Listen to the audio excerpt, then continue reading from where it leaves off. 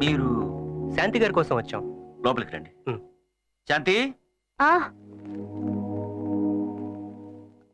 మీరంతా? I'm DCP Subrahmanyam. Security ఇవ్వడానికి వచ్చాం. ఎవరికి? మీకేనండి. నాకు సెక్యూరిటీయా? కానీ నేను అడగలేదే.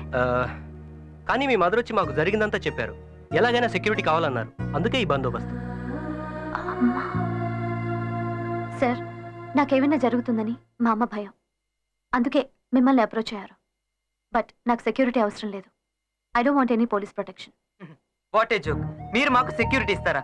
దేశ ప్రధాన్నే కాపాడలేని సెక్యూరిటీ సార్ మంది. పదవిలో ఉన్న ముఖ్యమంత్రిపై హత్యా ప్రయత్నం జరిగితే ఏమీ చేయలేని సెక్యూరిటీ సార్ మంది. అలాంటి సెక్యూరిటీ మమ్మల్ని కాపాడుతుందా? పొలిటీషియన్స్ కి, పోలీస్ ఆఫీసర్స్ కి బందోబస్తు చేయడానికే ఇక్కడున్న పోలీసులు సరిపోరు సార్. అలాంటిది సామాన్య ప్రజలను కాపాడుతుందా? మిస్టర్, మీరు ఆ రోజు కాల్పులు జరిపినప్పుడు ఎస్పీ రమేష్ చంద్ర దగ్గర సెక్యూరిటీ ఉంది. ఆ ఏరియాలో చాలా మంది పోలీసులు ఉన్నారు. అంత టైట్ సెక్యూరిటీలో కూడా వాళ్ళు ఎలా వచ్చారు సార్? ఎలా కాల్చగలిగారు?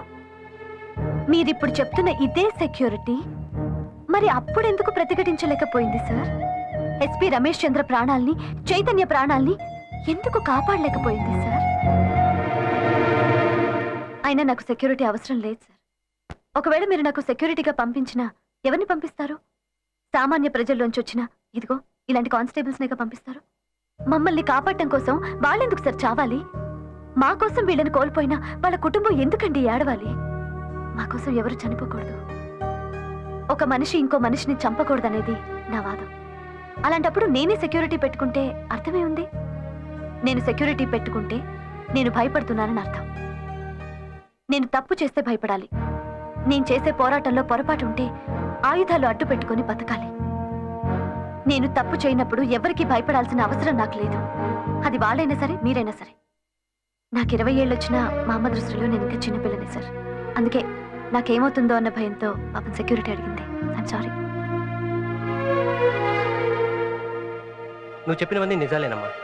నువ్వు అడిగిన ఏ ప్రశ్నకి మా దగ్గర సమాధానం లేదు. Bye, let's go.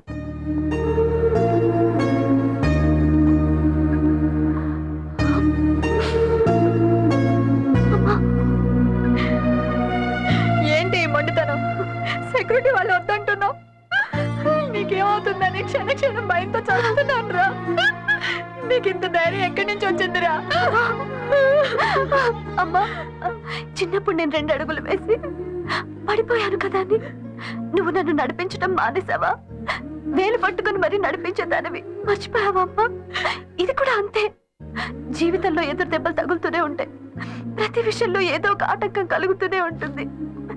అలానే ముందుకెళ్ళటం మానేస్తావా? సారీ అమ్మా, నీకే క్షణంలో ఏం జరుగుతుందని భయంతో అలా నాకు తెలుసమ్మా. ఏ క్షణంలో ఈ పోరాటం మొదలు పెట్టానో అప్పుడే ప్రమాదంతో పాటు నేను ప్రయాణిస్తున్నానని తెలుసమ్మా. నాతో పాటు మీరు కూడా ఇందులో నలిగిపోకూడదు. అందుకే సారీ. లేదు నాన్న, నీతో పాటు మేము కూడా